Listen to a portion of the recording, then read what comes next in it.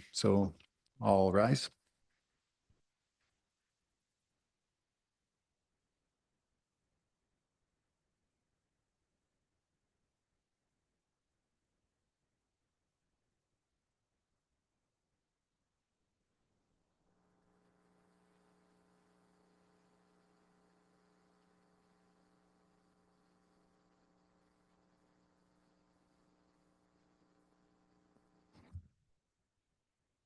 Our Father in heaven, as we come before thee as a planning commission and citizens of Hooper, we pray that we might be able to make decisions based on facts and data and be able to do those things that would help grow our community and continue to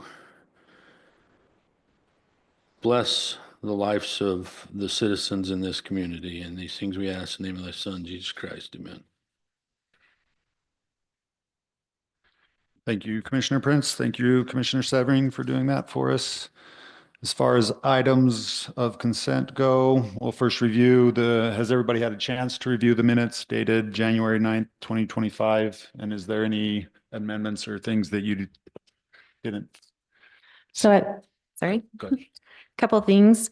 Number one, we still need to approve the minutes for December 12th meeting. That was not done in our January 9th meeting because we did not have a quorum of those in attendance for that that December 12th meeting. So now that we have Commissioner Greener and Commissioner Severing back, we should have enough. Can we do that during this meeting, Brandon, or do we have to wait because it wasn't noticed that we're going to approve those minutes? I mean, the safer bet would be to throw it on the next agenda Okay. so that it's just, so everybody knows you're going to do that. But I agree with you, you got to technically, get that done. Okay. Yeah. And then as far as the minutes for January 9th, the only addition that I had on there, I think it's important that during the work meeting, we reference the fact that we received clarification that the chair of the planning commission does now vote.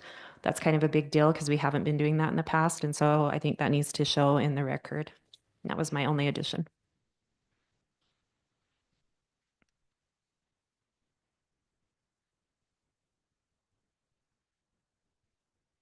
All right, with those additions, I'll take a motion to approve those minutes. I'll make a motion to approve the minutes from planning commission meeting dated January 9th, 2025. I'll second. We've had a motion by Commissioner Woodison and a second by Commissioner Prince. All in favor? Aye. Aye. That's unanimous and passes. All right, we'll now go into the action items on the agenda. And this is for the first action item is for a conditional use permit request for Rhett Hickman for an oversized structure totaling 2,000 square feet located at 5994 West, 5900 South. I will now turn some time over to staff for presentation on that property. Are you guys okay if I sit here from now on? I was As getting long as we can hear you. exhausting going up there, so. All right, we reviewed this application at a staff level. It's a oversized structure totaling 2,000 square feet. It's under our maximum height requirement at 23 feet and 6 inches. Be used for storage. The applicant didn't indicate any utility of plumbing, electrical, or a business being operated there. So it was a fairly straightforward oversized structure. You can see the home here where it'll be, and there's the location of where the shop will be placed. We did check for utilities and setbacks. They didn't have any easements, so they're just set to the setbacks, without them. So 5 feet rear, 5 feet interior side. And there's a rendering of what the shop could look like, likely. That's everything. Thank you, Malcolm. We'll now ask, is there a representative from Rhett Hickman to come before the commission? You could come, please state your name, And then if anybody has questions, they'll ask them. Yeah, I'm Rhett Hickman, the property owner.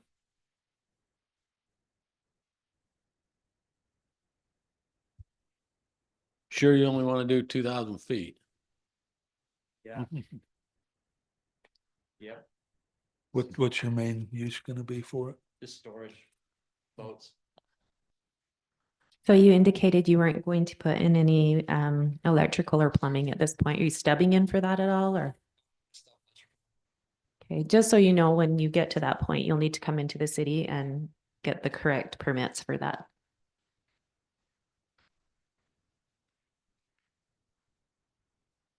Does anybody else have any questions? Thank you. Now I'll open this to a public hearing to receive input on this conditional use permit. Is there anybody here from the public that would like to speak to this conditional use permit? This is where I would ask questions. Yeah, so please just state your name. Donna, Ray.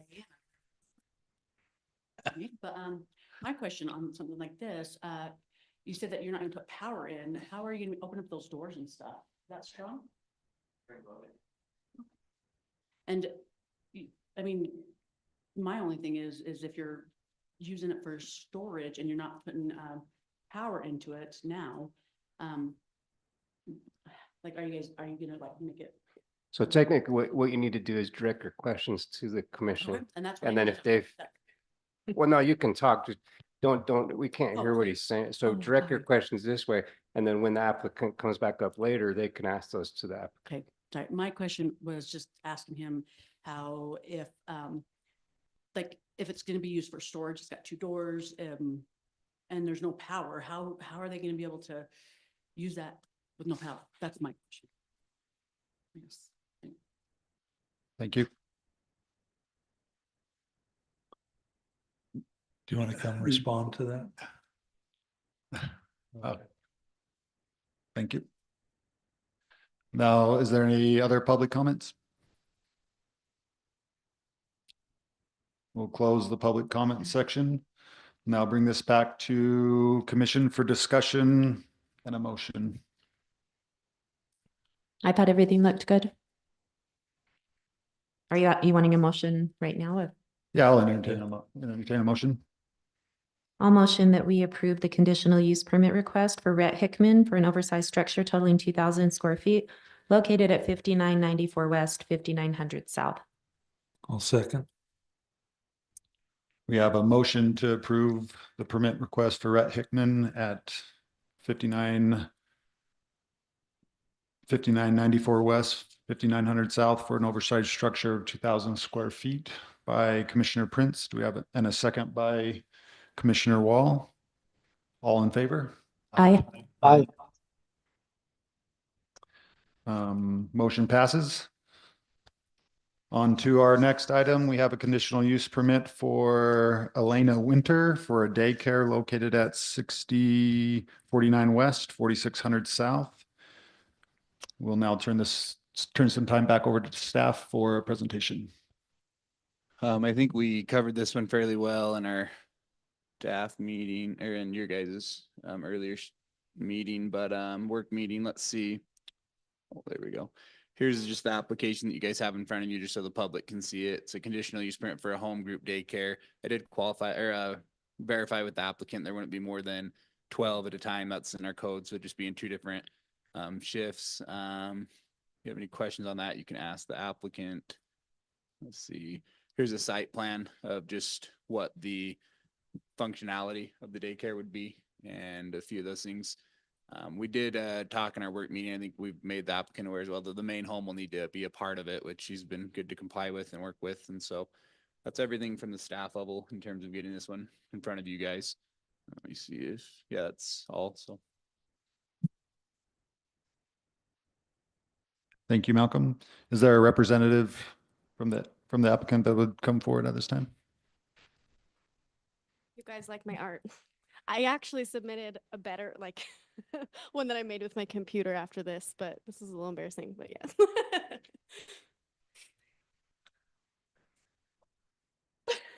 You just wanted to embarrass me. Can you tell us your name, please, just for the record, and if you are a Hooper resident? Yes, Alania Winter, and I'm a Hooper resident.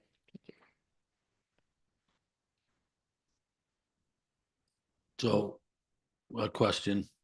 You stayed on there 12 kids, right? Is that including your own or in addition to your own kids, or do you? Yeah, my daughter will be included in that. I just have one child, and so it's separated into a morning session and an afternoon session, and it'll be a max of 12 children per session. So on your application, where it asks about daycare operator state certification, you put not applicable, and then you marked the area where it says, if you do not need to be licensed to provide an exemption letter from the Bureau of Child Care Licensing, do you have an exemption letter? Yes, they just have a general one that I thought I emailed it to the admin, but it's just found on the child care website for the state. So I just have to have that posted so that the parents are aware of that. So Okay, so just in looking at the state's requirements, and one thing that you had mentioned is you weren't sure whether it would be a daycare facility or the daycare home group. I think the daycare facility fits more what you're doing. Is this going to be like a daycare or will it be a preschool? it's going to be a preschool. Okay, so you're not preparing meals and changing diapers and all that kind of stuff there. No, Okay, because that was some of the things that they talked about on there. And then they also have some square footage requirements depending on how many children you'll have there at one time. And yes. so I just wanted to make sure that we have the correct documentation from the state when we make the decision so Yeah. that we don't have any issues down the road for approving something that wasn't okay. So, Yeah, absolutely. Yeah, I can email it to the admin again, because it's, I believe it's 30 square feet per child. Now I can't remember. it's 'cause I don't- 35, I 35, think. okay, yeah, I was close, but yeah, so I have a 12 by 32 foot space, and then in my home, it's 24 by 16.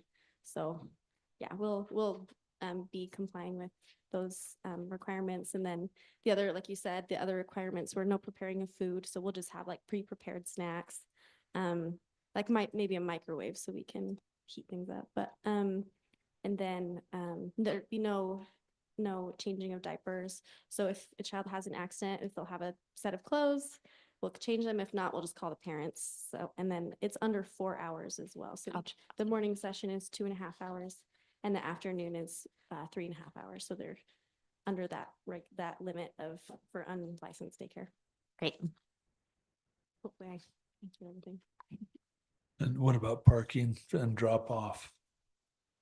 Is, Yes, so sorry, who asked that? I don't think- Oh, hi. Sorry. Hey, you're welcome. Yeah, so we put in a parking pad in the front of our property, so it goes almost all the way across our 150 foot. I think it stops right at our driveway, so it's about 80 feet of parking, and then so it should fit about 6 to 8 cars in there. So they'll just come and park, and then so for the morning drop off, they'll park, walk their children in, and then for afternoon, they come and park and we walk the children out. So thank you. Or your time's going to be staggered to accommodate, so everybody's not coming and going at the same. I haven't gotten that far.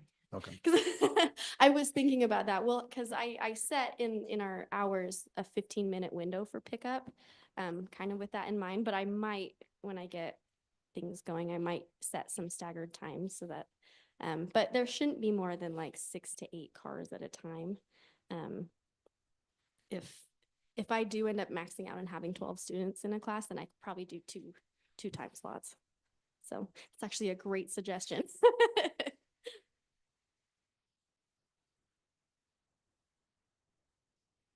Any other questions from the commission? Can you speak to your experience running a daycare or owning a daycare or working in a daycare? Yes. That was from above. That was a Commissioner Sheldon Greeners. He's on Zoom, so that's where that Hello. Sheldon question came from. Yes, so I've worked at preschools for the last couple years. I actually worked at Dirt Learning before this. I don't know if I guess that's a different city, but Yeah, so I've had previous preschool experience, and then I actually ran an adult learning. So I ran, this isn't for early child development, but I ran an ESL school for several years, and then we shut down in COVID. So I've have a couple certifications, and my bachelor's degree isn't in education, but I have a lot of experience. So Thank you. Any other questions? What about a business license? Do you have that or? yes, so we're in the process of that right now. Okay. Yeah. Yeah, so yeah, so we're in getting this step first, and then we're still in the process actually of some approvals and things for our sheds, and then our business license. So, but we're not opening until we'll have those. Got it. Thanks. All right, thank you for your time. I'll open this up for a public hearing. Is there anybody in the public that would like to come and comment on this conditional use permit?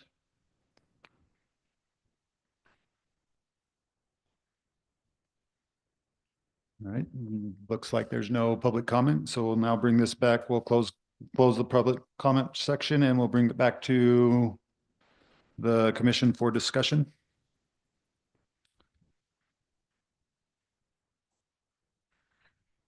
I think as long as she has that exemption from the Bureau of Child Care Licensing, if you'll forward that to us, I think everything seems good to go. That was my only concern. So.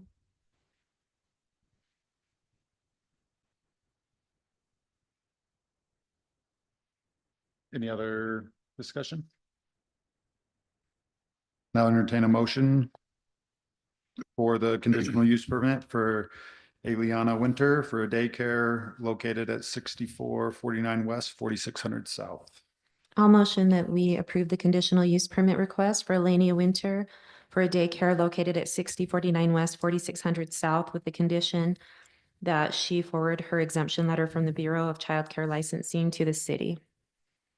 I'll second.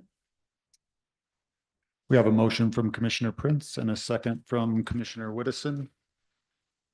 All in favor? Aye. Aye.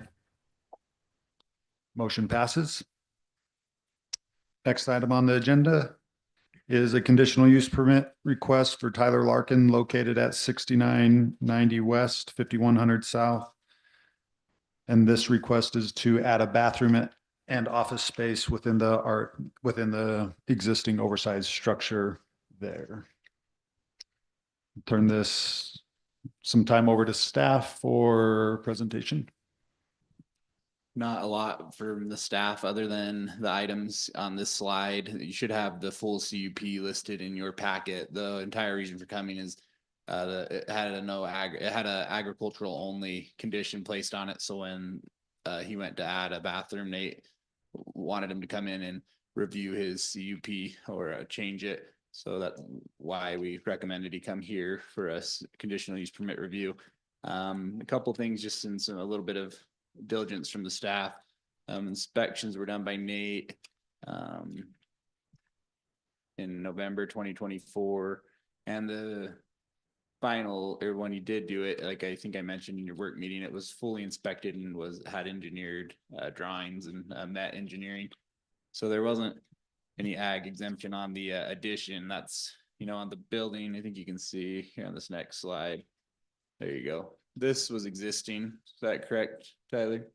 This was existing. This was a silage pit. This was all engineered and constructed to city ordinance and code. This is where the proposed office space and restroom are being. But again, this was existing, so I can't speak to Nate didn't inspect any of this. This was built in, I think, the early 90s, but that's everything staff looked into on this one. Thank you, staff. Is there a representative from the Tyler Larkin that could come forward to answer some questions? Please state your name. Hi, my name is Tyler Larkin, and I live my property is at 6690 West, 5100 South.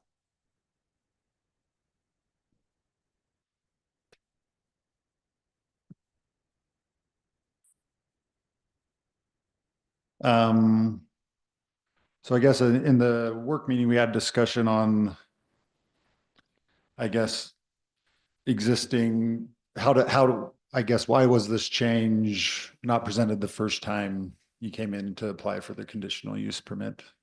Great question. So originally I wasn't gonna use it for that. And then as we got more involved down there, my sister didn't like using the porta potty there. And it gets hot in the summer, so she asked for a bathroom, so we're trying to give her one. I just realized this now that I've seen this plan. Where's the egress for if she had to leave fire or whatever it is, how do they get out of that bathroom in that office? There's a man door, kind of the bottom of the screen on the left side. But Right that's a there. wall, right? You got a wall in it. That's a, So there's a man door there. oh, there is a man door Yeah. there? And then Okay. there's a garage door on each end. Yeah, because your plan doesn't show a man door between the bathroom and the office. Mm. I can correct that if you'd like. Well, I just think, and Nate would probably hook you on that. I would think, I mean, I'm not up on the uniform building code, but I would think you'd have to have some kind of egress to get out of there if something was to happen. Both of those doors are in place, so. What about windows? There's windows in all the rooms. Well, but I believe the window has to be 18 by 42 inches tall for egress to be able to, so a fireman, if they had to, could get in and get out with air packs on. I think that's how the code. I mean, you're talking a long time ago when I was a window guy, so I can't remember, but I'd double check that because I think the window, because like in the basements right now, they have to be at least 42 inches tall. And I think the minimum is 3 feet wide, and that allows for a fireman to get into the window with an air pack on if they had to. I know that doesn't really count for out here, but that's what it is for a home that I know of. So each window is 48 inches by 48 inches. Okay. But aren't them sit on the top of the silo wall, and the silo wall is 6-8 feet off the ground, isn't it? The cement wall? Yeah, it's 6 feet off the ground. So you'd have to probably get like on a toilet or on the countertop, get out the window if you were locked in the bathroom. So I think one of the concerns, the reason why this came back to the planning commission, because normally if you come in for a conditional use permit and you say, I'm not going to do plumbing or electrical, we approve it that way. And then if you change your mind, you would just come into the city and pull the right permits and go through that process. So normally it wouldn't come back to us just because you want to put a bathroom in an office. But the reason why it was brought back to us is that initially you had filed for an agricultural exemption. And if you look at the application that you had filled out, it talks about, I understand storing motorhomes, cars, or any kind of storage or use other than what would pertain to agricultural use is prohibited. I also understand that any use that does not comply with all of the provisions of this permit or the requirements of state or municipal law is unlawful and may render my permit null and void. And then it defines agricultural use, which means a use which relates to the tilling of soil and raising of crops or keeping or raising domestic animals, not for human occupancy, means use of a structure for purposes other than protection or comfort of human beings, but allows people to enter the structure for maintenance and repair and for the care of livestock, crops, or equipment intended for agricultural use, which are kept there. And then you've written down greenhouses, not for retail. So my understanding is that you're running this as a wholesale business. When we talked before, when you came in last year, you had mentioned that it wasn't going to be that you grew the plants just for your business, your company alone, and that you would not have any customers coming, that there wouldn't be any traffic. And so from what I've looked at, like on your company website and everything, that appears to have changed. Is my understanding correct that this will be a wholesale business and that you will have people that can set appointments to come out and do business there, or? So there will be no customers coming down to this nursery. And on the website, it shouldn't say anything like that or specify that anything about the ability of anyone coming down and buying plants. It's more for us to just grow and stock hold for our landscape company, Okay, but is it a wholesale? I mean, I'm just, not wholesale. so I just want to, just because I want to make sure I understand. This is from your page, providing beautiful wholesale ornamental plants to northern Utah. We are a dedicated wholesale nursery located in Hooper, Utah, set to open in spring of 2025. Our mission is simple: to provide stunning ornamental plants to wholesalers and landscape contractors. Is that from your website or am I misunderstanding? No, I Sorry. think that is correct. It's more for other landscapers to see what we offer, but it's not like you're gonna have homeowners coming there to look at it. It's more for a contractor. If they come, they bring a truck and trailer, they grab what they want and then they leave. Okay, More of it, but you gotta present it to the landscapers that, you know, we offer plants and trees. okay. So the reason for the concern is it's located in a residential zone. And so currently our code does not allow for a wholesale nursery in an R1 zone. And that's defined as any grounds, structures, greenhouses, or premises in which garden, farm, landscaping, or florist stock is propagated, grown, stored, or packed for commercial sale, and where the owner operator sells the goods in large quantities to a limited number of buyers. So my concern, and maybe Brandon, I don't know if you can give us some direction on this. If this is not an allowed use in that zone, how do we look at this as far as approving anything where it's currently not in compliance with our code, at least the way I'm understanding it? I think you could differentiate, you know, are you approving a business or are you given a conditional use to put into this space what he's asking for? I mean, even if you approve a conditional use simply on this request, add a bathroom and an office, okay, that's all you've done. You've allowed a conditional use for a bathroom and an office in this structure. That's all you've done. You have not given an exemption or an allowance for him to do something that's contrary to our code as far as whatever he's going to do use wise. So that would be a separate issue. If he's doing something use wise that's not allowed in the zone, that could come up, and that would have to be addressed at that point. So I don't think you would interpret what you're doing as somehow allowing him to do something that's prohibited. It's if he's saying, look, I want a bathroom and an office in this structure, that's what you're limiting it to. You could place a condition on it that he'd be in compliance with any other, you know, city ordinance if you want to. If you want to make that a condition, I mean, he has to be anyway. Okay. But if you want to make it clear that what you're doing is not, you know, giving some kind of a free pass to violate the ordinances, you could put that as a condition. And I would just go as far as saying, you know, the condition on this is that you still comply with all other applicable city ordinances. And if he wants to do something that is contrary to it, that would have to be addressed at that point. Okay, that makes sense.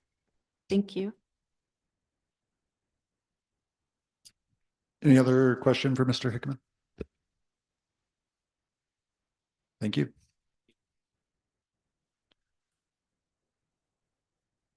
This is a public hearing. We'll now open it for public hearing on the conditional use permit requested for Tyler Larkin, located at 6690 West, 5100 South, for the addition of a bathroom and office space in the oversized structure.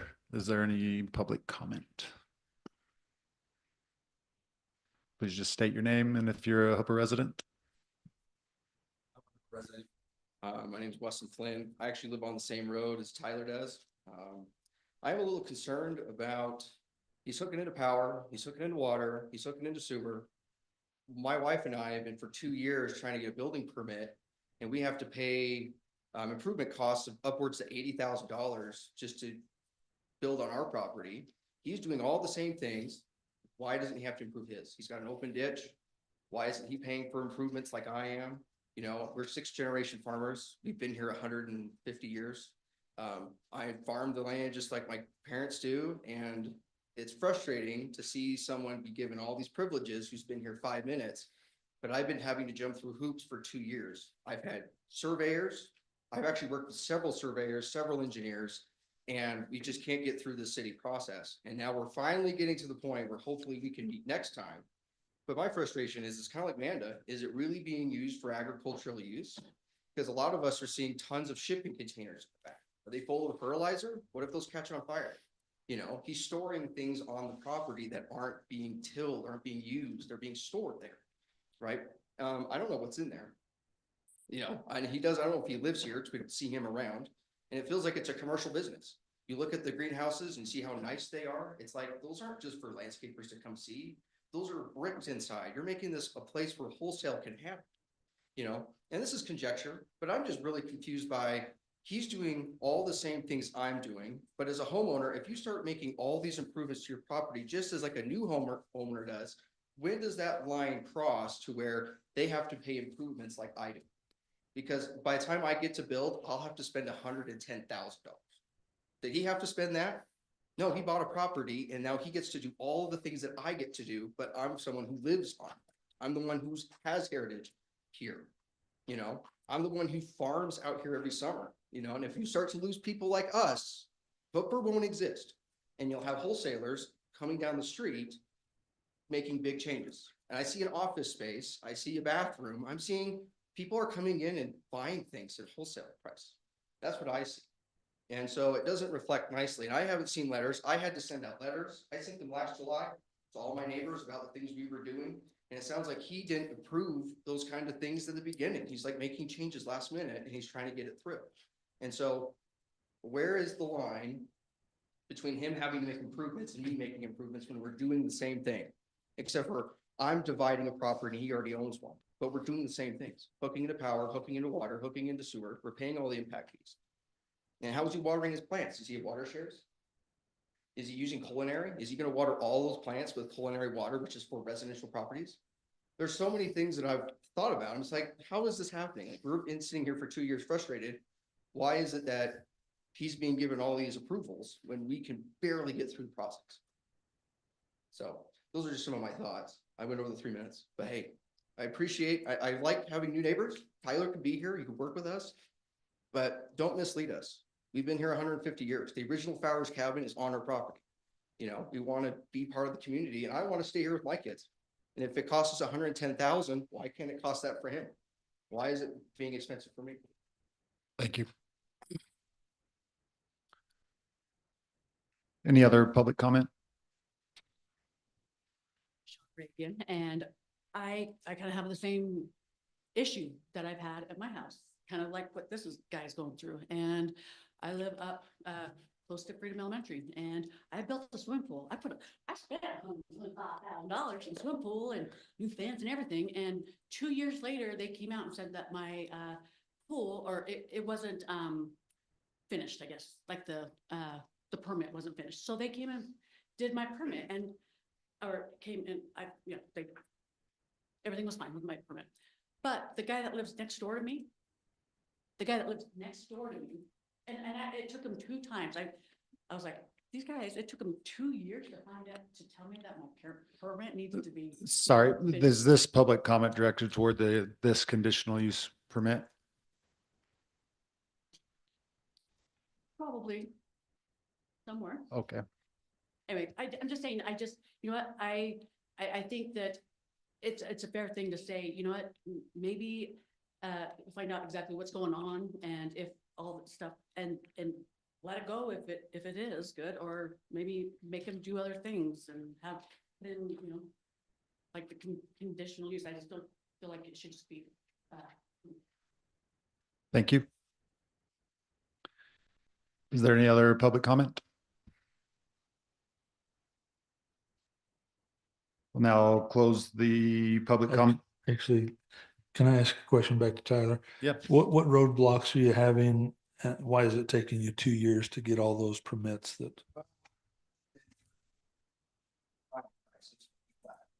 Tyler, could you come to the, or, Oh, sorry. My mistake, sorry. but Multiple surveyors, we had one guy come through and he's like, yeah, I work with Brian all the time. Let me get it done for you. And then we kept waiting, we kept requesting, getting a hold of our surveyor, getting on his list to get those things done. And then he's like, well, Brian's not here anymore. Now we got new processes. And and I'm kind of in this new process and I've kind of been working with Malcolm here. He's been he's been great with me. I've enjoyed working with Malcolm. But we were just trying to get through. And then the engineer that the guy requested us to help finish our project quoted us almost $20,000. Just for land, just say that, yeah, here's the road, here's the lines, this is what we need.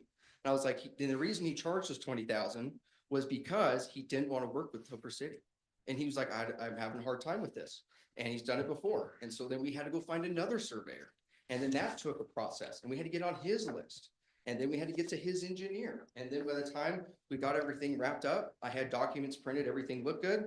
Come to find out, the documents I gave, I went up to Brigham City, picked them up, brought them here. They weren't the ones that they wanted, even though they said they were the ones they wanted. And then I had to go back and get those printed. And here's the deal. It was Christmas break, winter, Thanksgiving, all the holidays, everything got pushed back.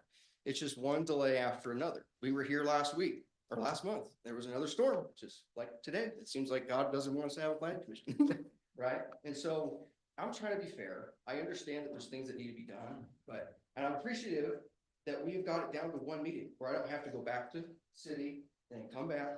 But like I sent out flyers last June.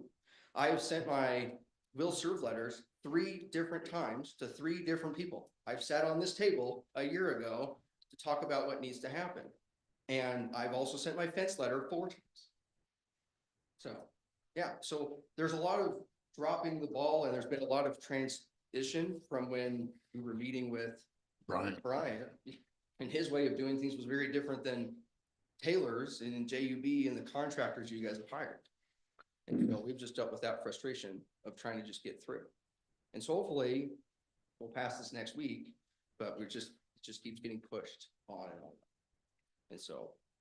I'm with you. Yeah. It took my son almost 2 years, so. And yeah, we're about to 2 years. Yeah. But what I'm saying is with this property down the street, he's hooking up to power, he's doing all the things I'm doing. Why is it that he doesn't have to improve his life? He's doing all the same things. Well, we got to remember what Brandon just said. As far as what he does business wise is a whole nother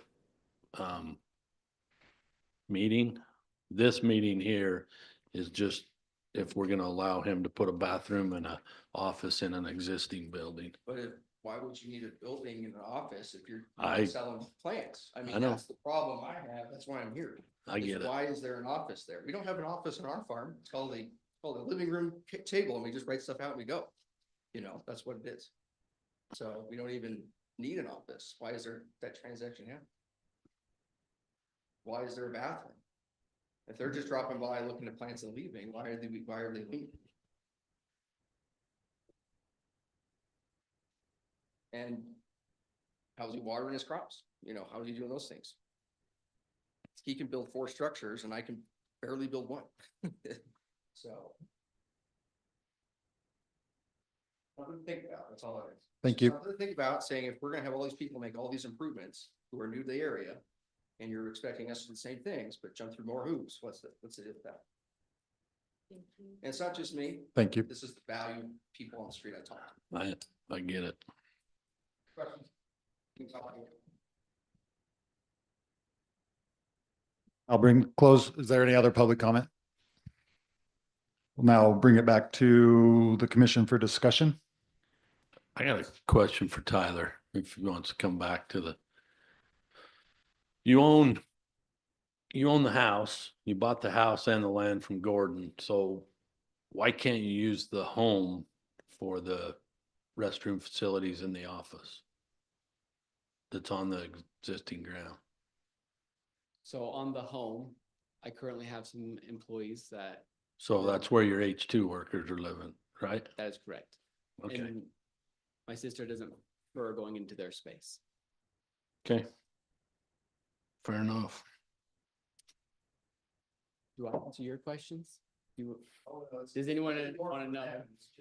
Where do we draw the lines? So let's not get into a discussion between the two of you guys. Probably do that offline. Thanks. Any other questions? Any other Nope. discussion For the applicant or between the commission? between the commission? Okay. So I personally feel that if we approve this bathroom, sorry, this microphone is so touchy. The bathroom in the office, that we do need to put the stipulation on there that none of the work can go forward on that until the applicant is in compliance with all city ordinances regarding that property. Because we want to make sure that we're not allowing something to continue that our ordinances don't support.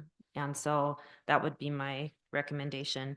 I think that if the other part of that is he's applied for this agricultural exemption, and that, to me, that's not what this is anymore. And I think that that was why the building inspector also had concerns and brought that back to us so that the commission could look at it. Those are my thoughts.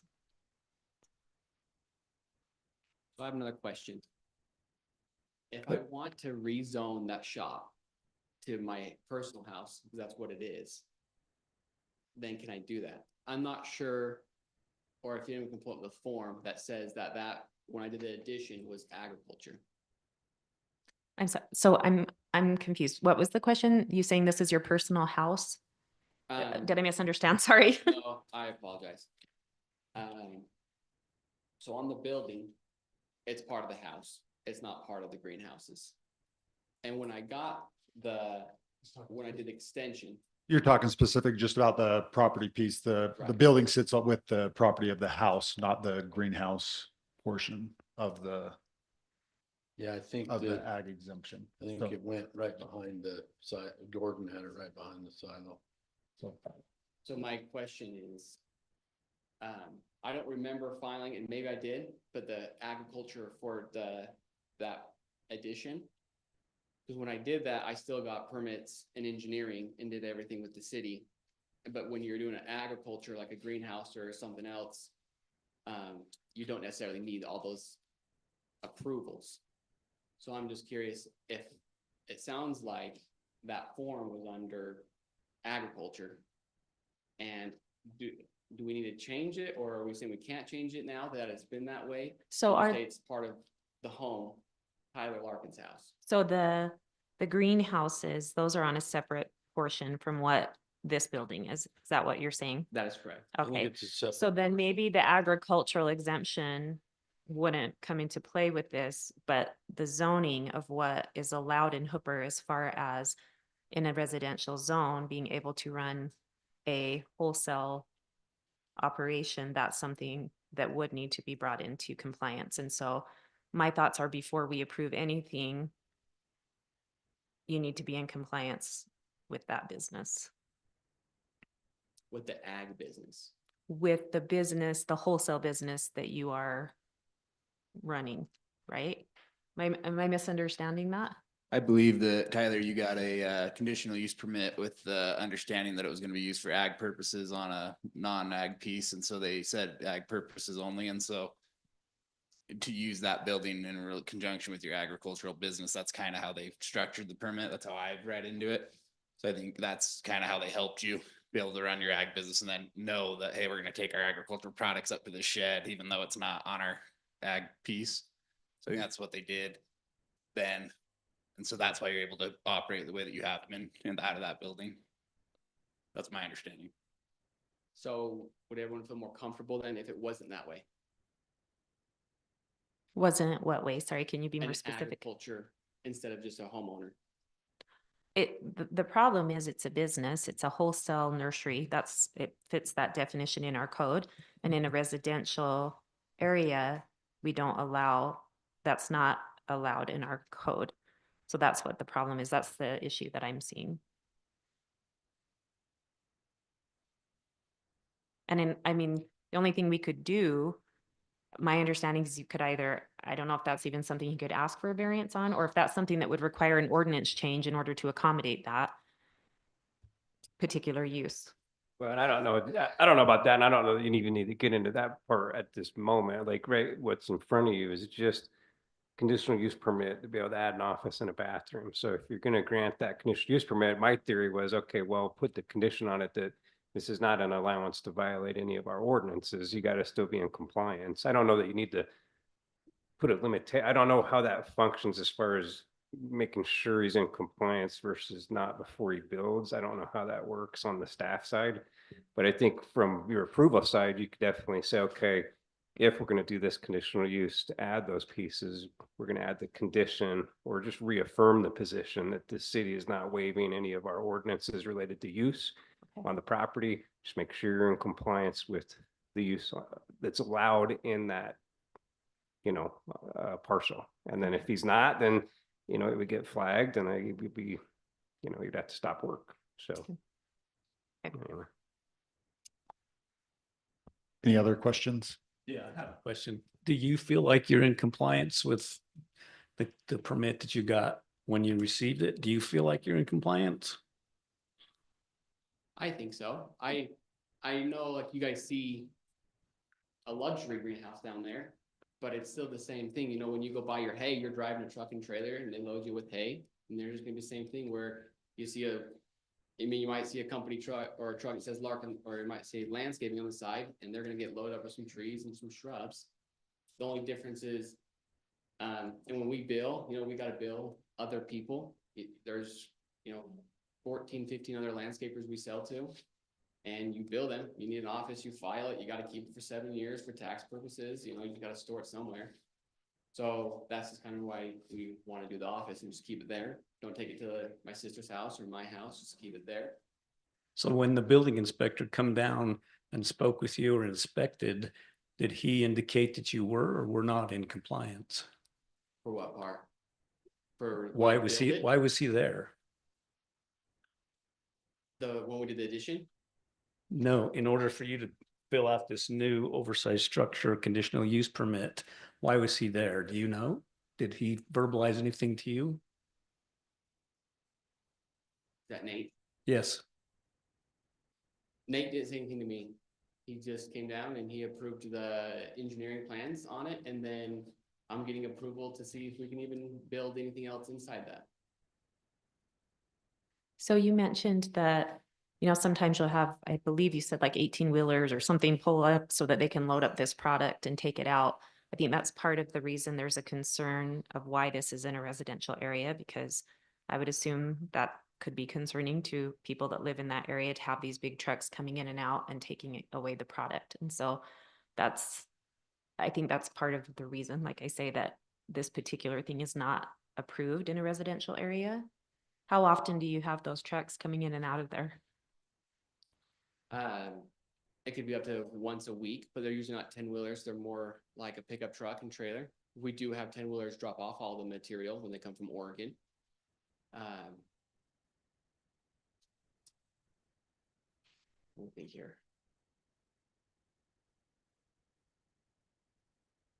To answer your question. So how often? Once a week for pickup during the busy seasons, 8 months out of the year. Oh, the land. So you're telling, so the land, the 5 acres behind the house, that's not, it's residential, as in, what does that imply? That whole zone, the area that you're in Mhm. is R1, which means it's residential 1 acre or larger.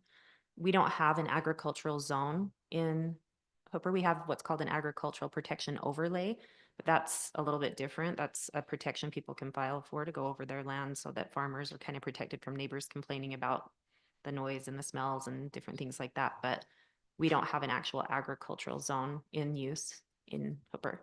So I could build 5 homes on that land then? Well, you'd have to come in and get it approved, but theoretically, I could do that. you could come in and apply to do something like that.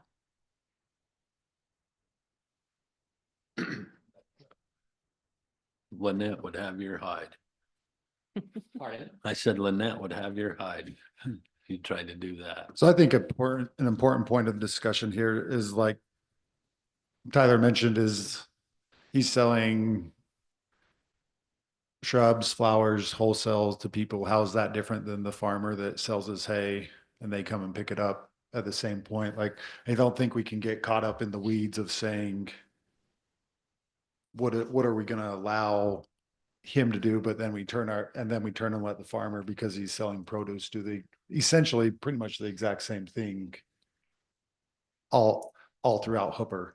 So I think in doing this is, to your point of the motion, Amanda, if it applies, I think we just need to look at that, the state agriculture exemption, and see if it has the horticulture products actually in there, to see if that does apply to this zone or what he can do on that property. But as far as the motion today, I think we can go with what Brandon suggested and make that motion with those conditions. I guess I don't, it's a fine line of, well, is this, he's growing stuff out of the ground, but it's not stuff that you eat. But I think that at least I think earlier we clarified that the agricultural protection that he filed for, or the exemption, had to do with the other parcel, not the one that it was the one with the greenhouses on, right? So we're only looking at this one that he's asking to put in but I think they considered those in conjunction.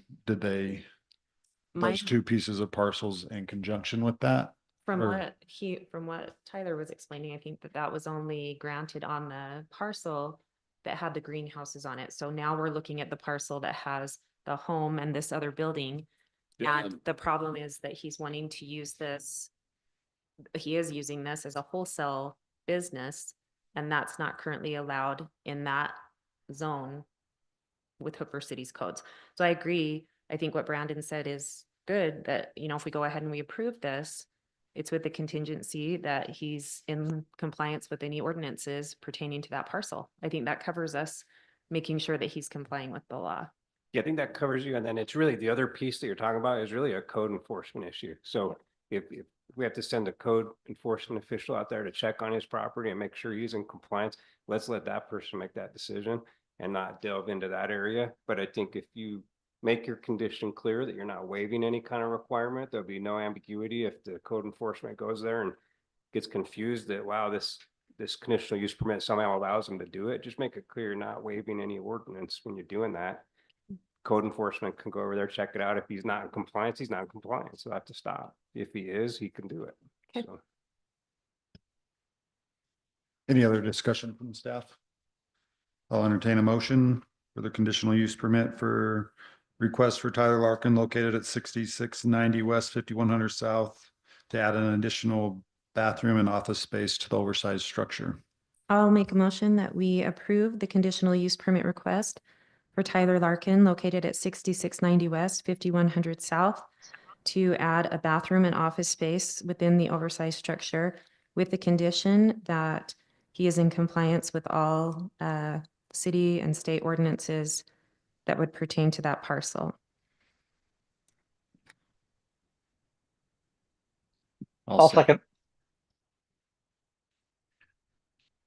Thank you. We have a motion from Commissioner Prince, and we have a second from, we'll give it to Sheldon Greener, Commissioner Greener. All in favor? Aye. Aye. Aye. Motion passes. Thank you.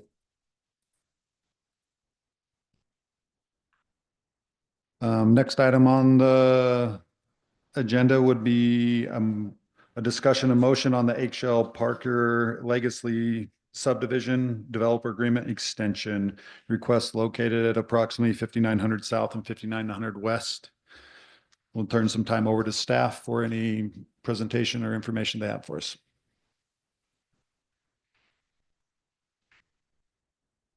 I just wanted to go over a brief timeline, just to provide context and where this development's at. It looks like the original agreement was executed on 4/15/2021. That had a 2-year development timeline with a 1-year extension. Chris has been good to come in and get his extensions. I could find the date specifically, but after his initial 3 years, he came in and got a 1-year extension before expiration of 2024. He was granted a 1-year extension. Well, he came in and got extended his additional 1 year to 2023. And then he came in for an additional extension to 2024. And he actually came in one final time to get extended to 2025 for a year. And so he has come in and done his extensions. He's set to expire 4/15/2025. And our current agreement is that he'll come to planning commission to get another extension if needed, and also city council. The staff, after speaking with the developer and looking over the project some, it seems, and we can ask the developer as well, it seems like the project could be done and should be done quicker than a year. And so the goal would be to extend this for 6 months to October 15th, 2025 would be the staff's thoughts, but that's everything that we've looked through for this subdivision. Thank you, Malcolm. Is there a representative from the HL Parker Legacy subdivision that could come forward at this time? Please state your name and if you're a resident of Hooper. Chris Ott, I'm the owner of Parker Legacy. I think too, to just kind of catch everybody up on what's kind of happening is we were ready to pave last year, but because of tomato days, we got delayed to pave. And we did not know that Hooper's date is different than the plant's date. So Hooper's date is October 15th and the plant shut off in November 15th. So we were ready to finish the street and everything in November. But Jared Hancock's, his thought was to wait till spring, which we didn't really want to do, but I guess we didn't have a choice because it was after October 15th. Everything else is done. The only thing we were waiting on was the gas line, which I believe is now going in right now. And then we just got to pour the sidewalk and we're done other than just the street. He didn't want us to put any of the, you guys mentioned the drop off. He didn't want us to put anything in there because anything that goes in there now and gets wet would have to just come right back out and redone. So we're stuck. Our hands are tied and we can't do anything until after April 15th. So the only thing that's going to really be left is to pave the road.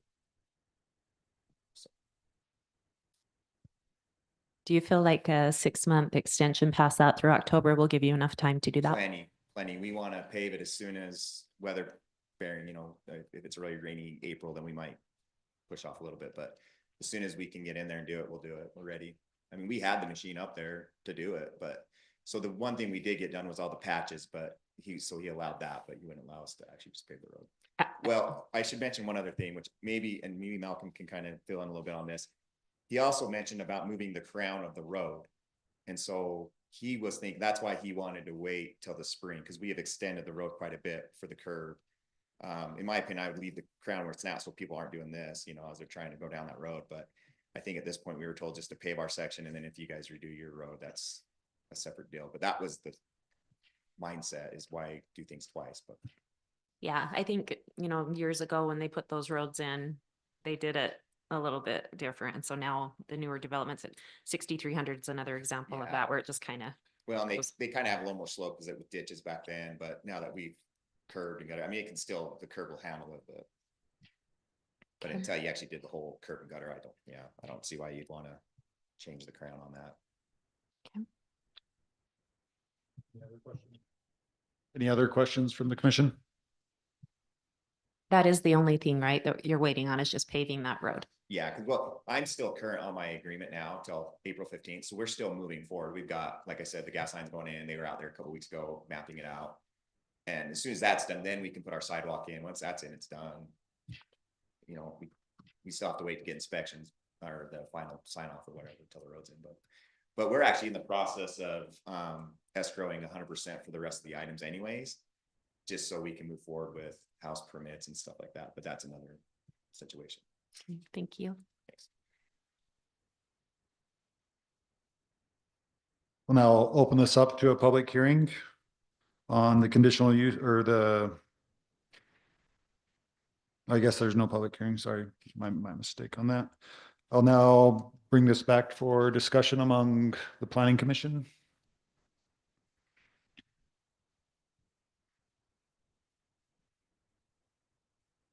I don't see a reason why we shouldn't give them the extension for 6 months. That's what the staff's recommending, and they feel like they can be finished in that amount of time. I don't know what would be gained by not giving that extension. That's my thoughts. I'll entertain a motion for extending the developer agreement for the 6 months as staff recommended. I'll make a motion that we extend the development agreement for the H.L. Parker Legacy subdivision at 5900 South, 5900 West. I'll second. We have a motion from Commissioner Severing and a second from Commissioner Wall. All in favor? Aye. Aye. Aye. Motion passes. Last item on our agenda, we have a discussion and motion on a decision of revoting for chair and vice chair at the next planning commission meeting. I'll open it up for discussion at this time.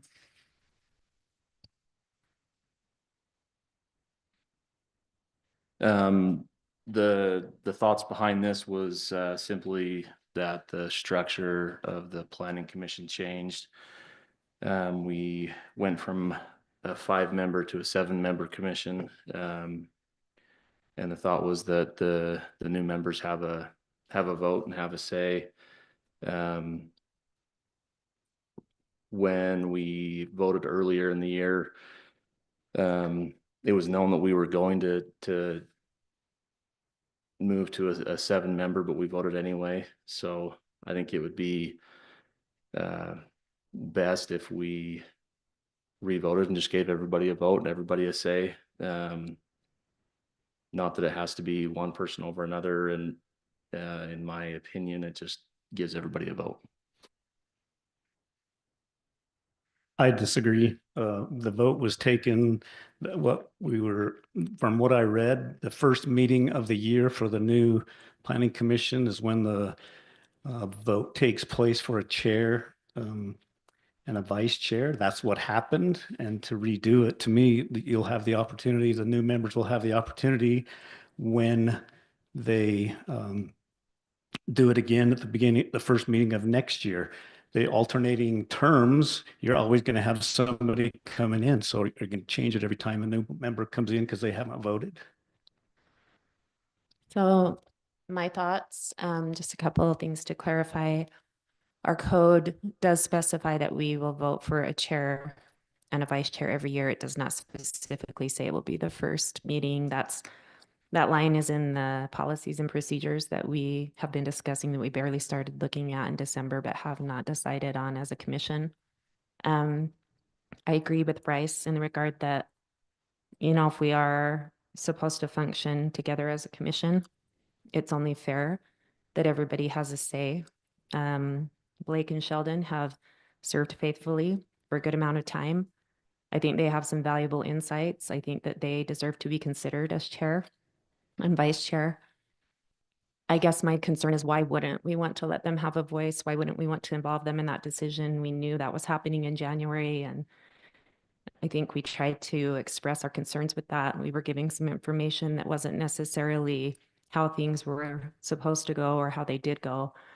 And I think it's important that everybody has a say in this decision. Like I say, my thoughts would be, why wouldn't we want to give them an opportunity? They've served faithfully, and I think they deserve to be heard too. Well, what information was you given that wasn't correct? That we would not be getting the new commission members, and that decision would not be made by the council until February, most likely March, and that was not the case. So.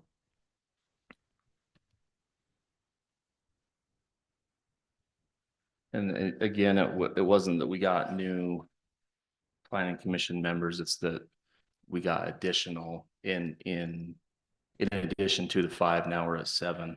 So it's not that we got new people in like we will, like you said, with it being staggered. It's just that we got 2 more added to it. The structure changed. And we will revote every year anyway. That vote every year takes place, that we revote for a chair and a vice chair. So I've got a comment. I'd kind of like to know this position. What is the driving force? I mean, it's being pitched as cooperation, teamwork, all that kind of stuff. the first thought I have is, I think the vote came up for the year. We didn't know at the time whether it was the first meeting of the year or in March or whatever, and I think that's irrelevant. But in the spirit of cooperation, I think what could have been said was, Jace was, I don't think we did anything wrong when we voted him in. And I think it was done in a very, Very hostile manner. no, Sheldon, I would say in a very unhostile manner. And it feels like we're being bullied into doing this. And what could have been said was, congratulations on that position. We've been here for quite a while. How can we help? And so I mean, I don't, I'm still trying to get my arms around, we're making a pretty big issue out of this, and for why. It can't be purely because of cooperation. I mean, is there some underlying thing that this position gives someone that maybe I don't know about? I mean, I can try and address that. I mean, in regard to, welcoming and congratulating, I think that was definitely done when you guys came. I think that we welcomed you in. We said, hey, let's do a training. Let's sit down and answer your questions, help you guys get acclimated to something.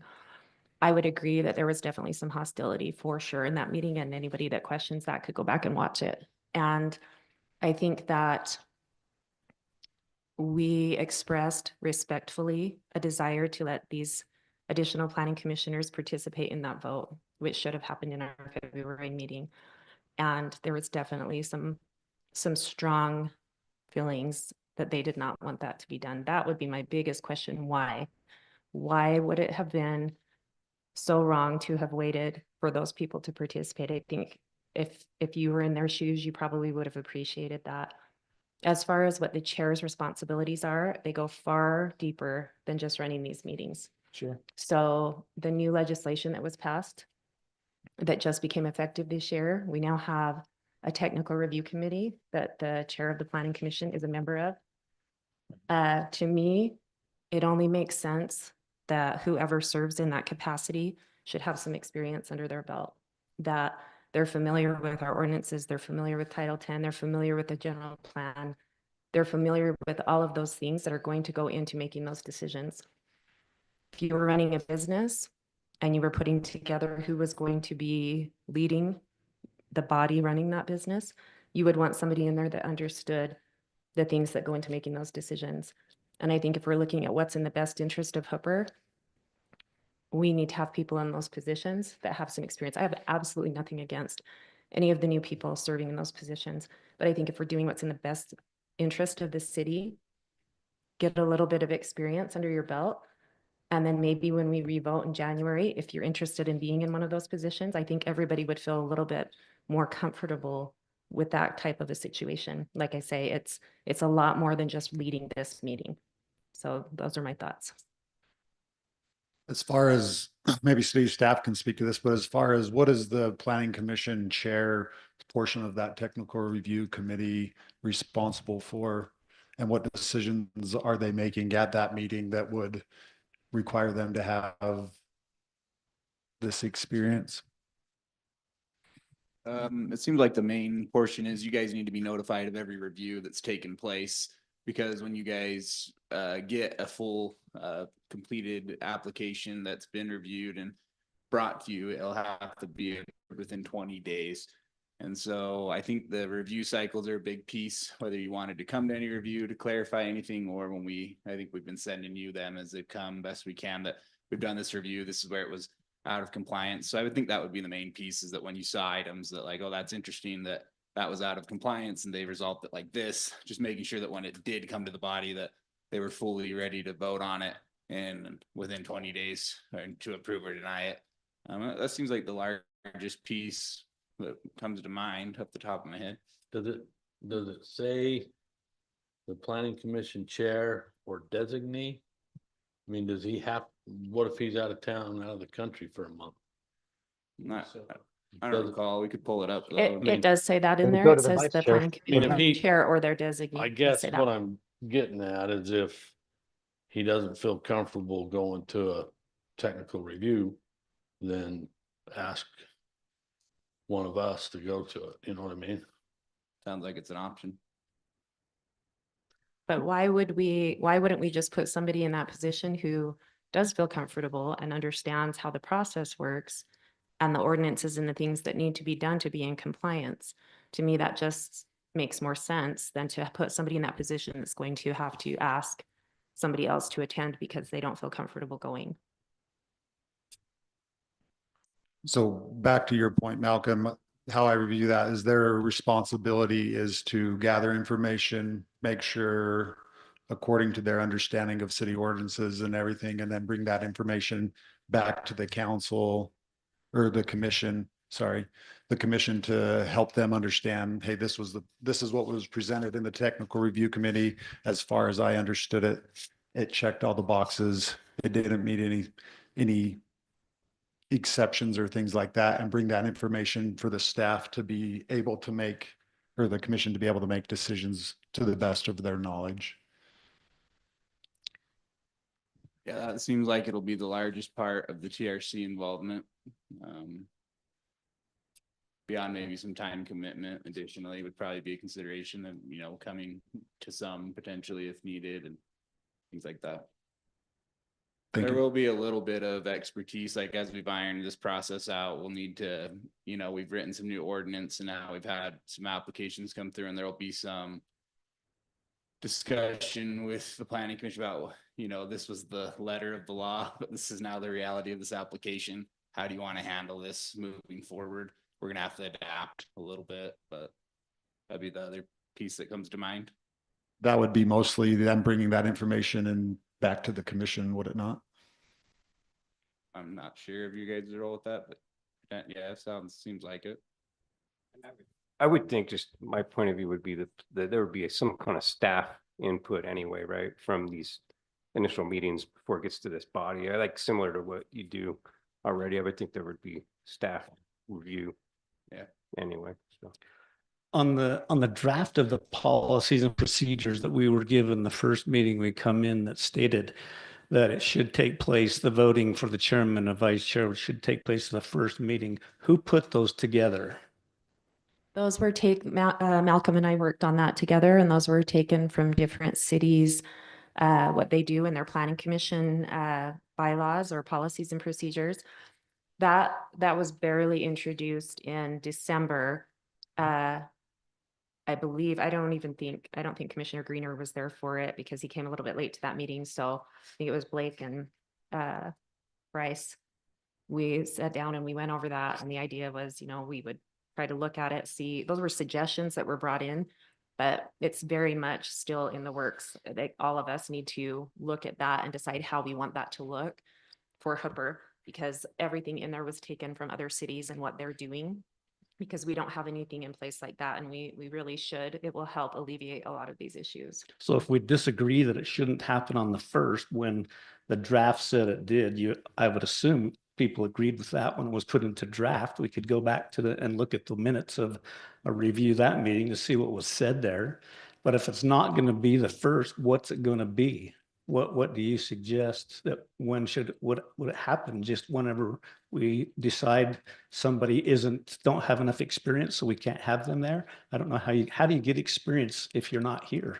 Well, I completely see what you're saying. And I think going forward, once we decide what we feel like would be best, if we say it's going to be the first meeting in January, maybe we do it the first meeting in February, so that there's a little bit of time in case you have some new people coming in. I'm not sure what everybody else feels on that. I think the reason. Well, either way, Bryce and Sheldon. sorry that? to interrupt you. This is the first meeting of the year with all 7 members in attendance. So that whole first of the year thing, one doesn't apply, but if it does, it applies to this now. Only because some of you didn't come last month. So that wouldn't have been the first meeting. That would have been the first meeting, but it changed. What if the council changes it in 2 months? They decide they want 9 or they only want 5. We're going to revote? Why is it liquid? I don't understand. Any other vote that we take, it's solid. We live with it. It has a term. And then now we're trying to say, no, no, we're not happy with the results. So we want to revote. We want to change it again. I think it might be a little bit different if we had not said in that first meeting and known that we had 2 additional members that were going to be added. My question, and I hope maybe you'll answer this, is why wouldn't you have wanted these 2 men who have served to be able to have a voice in that vote? Why wouldn't you have wanted? The same reason if they didn't show up tonight and everything that was voted on, they didn't vote. They weren't there. They hadn't been, they weren't there Exactly, because, you know, exactly. They the weren't council had there. already approved it and we knew that. That's So- not true. So here's, I guess I just read it and this is how I view it. Based on ordinance 5B-3-1, every year there's supposed to be an election. And I think that we wanted to have that election at the beginning of the meeting because life happens, just as we saw last council meeting, and some members were not able to make it. I'm not saying whatever, but you never know. So I think that happened. And then I guess my other statement is, I think that's why we took the vote. I mean, we didn't have a quorum last week, but that vote was taken with a quorum present, based even on the new rules of the planning commission. And then I guess my last comment is, I guess to Brandon was there anything done illegally in that meeting with that vote taking place, or was that vote done in a manner that was legal and binding? Yeah, so as far as that question, I mean, was the vote a legal vote? Yeah, it was. I mean, you took a vote, you had a quorum, there was a motion, there was a vote. Okay, so there's nothing illegal about the previous vote. My understanding is the city council had this on an agenda a week or 2 or whatever ago, and they ultimately landed on, let the planning commission decide, you know, what you want to do with this particular issue. So now it's here for you to decide. But if the question is, was it an illegal vote or anything? No, it wasn't.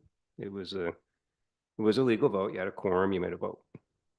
But also it's not an illegal vote for us to revote with our full commission of 7 members, correct?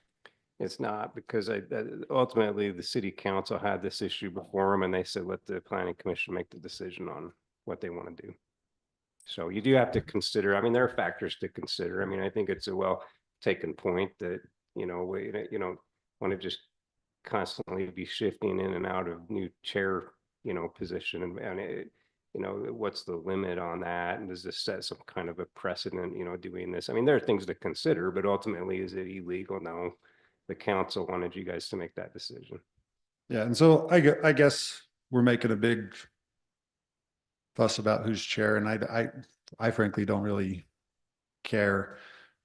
As far as everything that I read, yes, there's responsibility that the chair has, but his vote is one vote, and I guess I should say, their vote is one vote, and they have no other more authority or power than any other member of this commission. I think I agree with Brandon. I think it's a slippery slope that you can just go and say, what if something happens to me in my life that 5 months down the road that I'm not able to serve and I wasn't the chair? Are we just going to revote because we got a new member here? I think it just sets a precedent of saying, oh, let's just revote for the chair. I don't view the chair as having any more power than one member of this committee. They might have some more responsibility, but that responsibility, I feel, is, yes, understanding city code, understanding how the vision of the general plan works together with what people are coming in and proposing to do. But I don't view that as an insurmountable task to anyone on this commission, that they wouldn't be able to do that in that manner. So I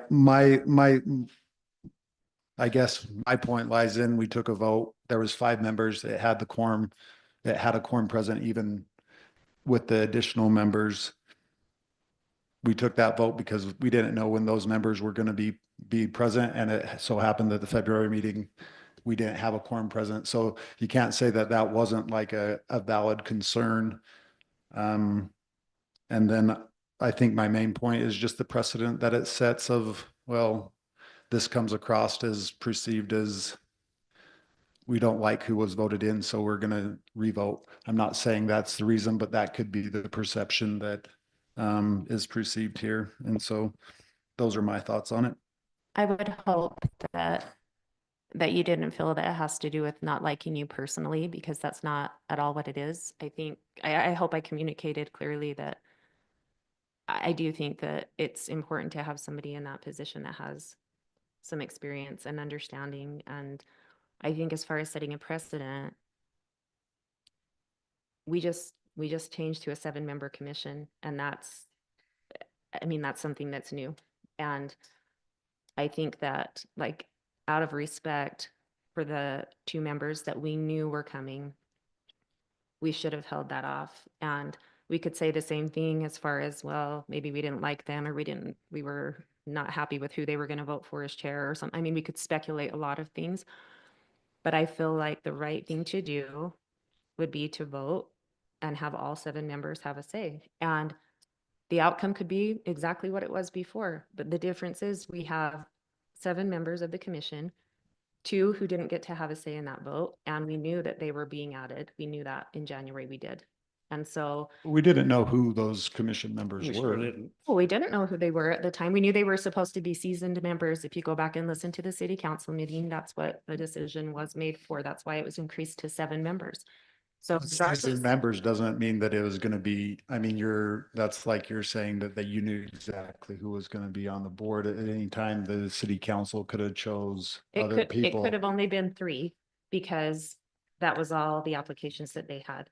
And so, and regardless, without getting off track, regardless of who it was, those people deserve to have a vote. And I'm still trying to understand why you wouldn't have wanted them to have a say in it. Why couldn't they have a Because voice? they weren't members, that's why. I guess it's not that I think you're phrasing it that we didn't want them to have a say. I think we wanted to just have the vote to set our commission in order based off the ordinance that was read, that each vote, every year you take a planning commission, you vote for a commission chair and a commission vice chair. Not that I didn't want those people to have a vote, but I know that life happens and maybe we won't have a quorum in February like we did, or maybe it goes to March, or maybe it goes till April. And so I just think that based on the way the ordinance was written, it doesn't specify when, but it doesn't mean that you can't do it on the first meeting. It's not, I think that's not fair to phrase it in that manner of saying that I don't appreciate Commissioner Severing or Commissioner Greener's opinion, or whoever the other commissioner that it potentially could have been. I think that's unfair to. Well, then why not let them have a say now? If it doesn't matter, then why can't we just let them have a? Because they weren't members of the commission at the time the vote was taken.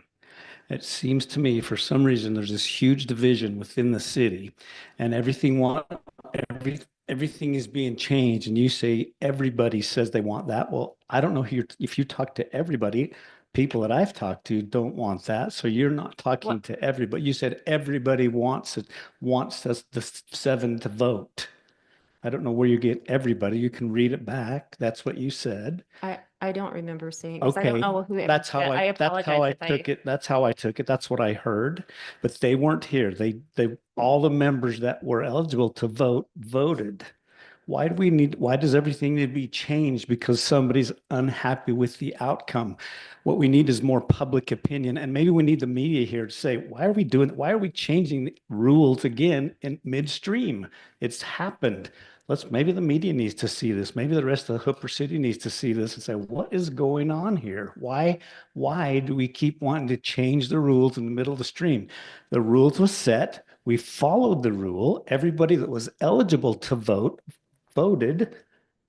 They were chosen. There's another time. We have another next year. If somebody else wants to run, if you want to volunteer, you can do that. But it's not right now. And I think we've probably had a lot of debate on this, and we need to probably get to a point where we make a motion, but I stand by the fact that the rules didn't change. We knew that we were getting 2 additional members in January, and I feel like the decent thing to do would have been to wait a month and let them have a vote with us. And there's been several times throughout the years where, we lost a chair. Last year, I tried to explain this in January. We lost our chair in May of last year. We did not vote on a new chair and a vice chair until we had a new commissioner placed on the commission, and that happened in July. And then we voted as a full commission. And I just think that that's good practice. It's good to have all of the voices in this commission be able to express what they want. It would be different if we hadn't known, but we did know. We knew that those two members were going to be added. I didn't know, so if you knew that, why didn't Well, you it was in- communicate that I- to us? I did actually. If you go back and listen to the meeting, I did communicate No. that, and it was listen to the January 2nd city council meeting and their work meeting. And you will hear that that's what was decided and what was That you discussed. said So Commissioner Severing and Commissioner Grenier was going to be. I appointed? never said that. And I said Then that why we were would you getting ask- two why would you members. Ask me why I don't want them to vote. What I'm saying is, it just happens to be that it was Commissioner Severing and Commissioner Greener, whoever those two seasoned members were that were put back on, they deserved to have a say. That's all I'm saying. If they miss next month's meeting, should they be able to vote on everything else we voted on? I don't think you're understanding what I'm saying, don't or think maybe you're I'm not understanding. communicating it right. A yes so- or no would be suffice. Do you think that if you're not present, you should have the ability to vote?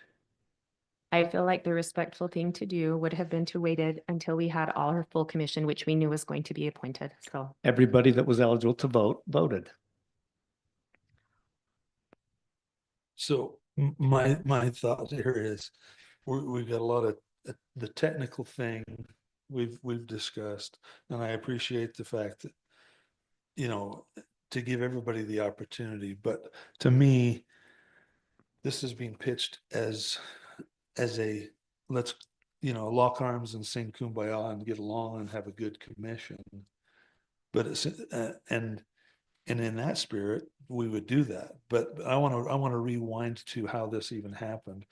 So when we were first sworn in and whatnot, Jace called me. He says, "Hey, I see on the agenda or whatever that document was that we need to vote for a new chair and vice chair."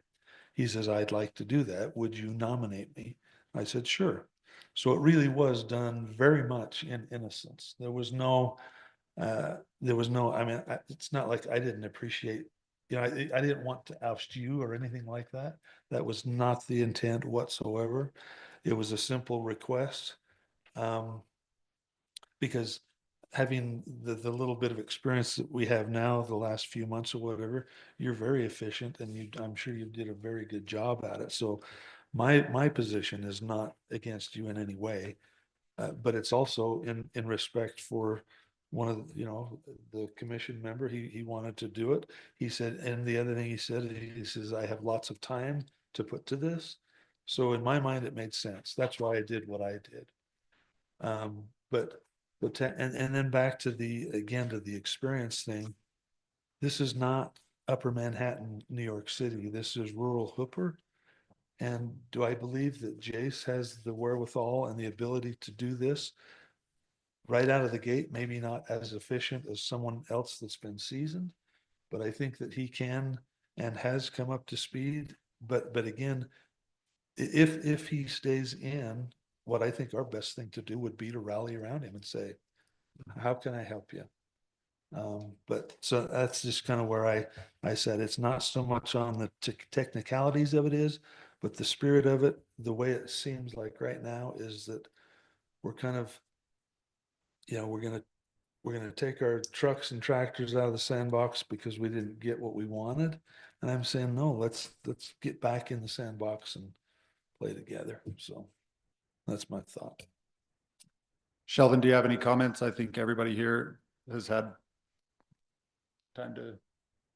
Sheldon, if you want to say anything. Nope, I'm ready for a motion. Can I have one more thought is if we're going to motion for this, should this be in a unanimous vote? Or how does that, or is it going to be the normal way of motioning and seconding and then? it only requires a majority Okay. vote. And it looks like it was put on the agenda that this is a decision on revoting for the chair and vice chair at the next planning commission meeting. So this would just be a vote, not for a chair, but that we're just going to revote on the chair at the next planning commission meeting. So I'll go ahead and make a motion that we revote on the chair and vice chair at the next planning commission meeting. I'll second. We have a motion from Commissioner Prince and a second from Commissioner Greener on revoting for the chair and vice chair at the next commission planning meeting. All those in favor? Aye. Aye. All those opposed? Nay. Motion passes. Actually, I don't think it did pass. Didn't pass. I was in Oh, yeah. Sorry, I misheard that. Motion did not pass. At this time, we'll now open it up to citizen comment. You'll be limited to 3 minutes to express concerns of anything that has not been on the agenda meeting or on the agenda. Do we have any citizen comment? Hey, I'm Shauna, right, again, I live out here in Rupert, and, yeah, I put a pool in 2021, and in 2023, or 2022, a year later, my pool permit was not finished out, I guess, so we had to call somebody to come in and finish it up, or, you know, to check it off, make sure everything was done. I called the guy and he told me I just needed locks on my gates, which is, you know, I mean, I just need to put a padlock on. Okay, I just put a padlock on the gates. Called him back out. He came back out. But each time I live next to my neighbor that has built this mansion, and it is like probably 6 feet from my fence.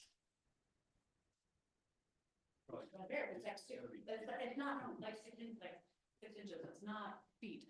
And so I kept asking this inspector that is, you know, he works with you guys. Is that right? I mean, is that really okay? And he's like, no, but I'll say something. I'll tell him. Well, then he came back out again, checked my locks. Everything was fine. I was like, hey, I still never heard, you know, it was a couple months since when he came back out, but I was like, I've never heard anything. He said that you were gonna, you know, and he's like, yeah, I told Hooper, and I called Hooper, and I still have a house that's next to me that has a big old thing, and it looks horrible. It actually looks horrible. But what can I do? What can I do? Because I don't think it's code, and I don't think he should have built that. And so, yeah, like, what, I mean, I pay taxes, you know, what do I do?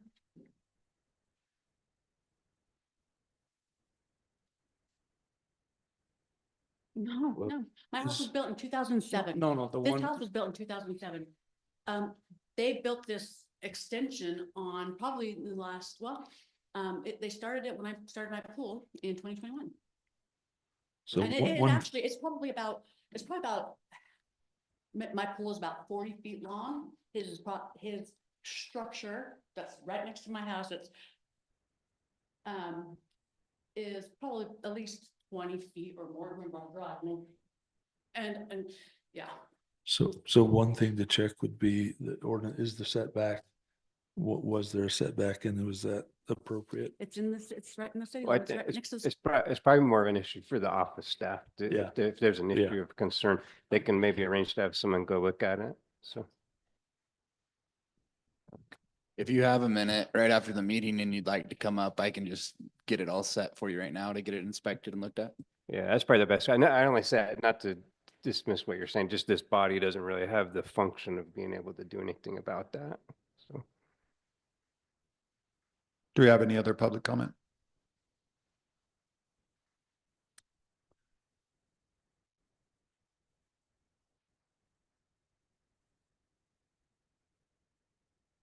Thank you.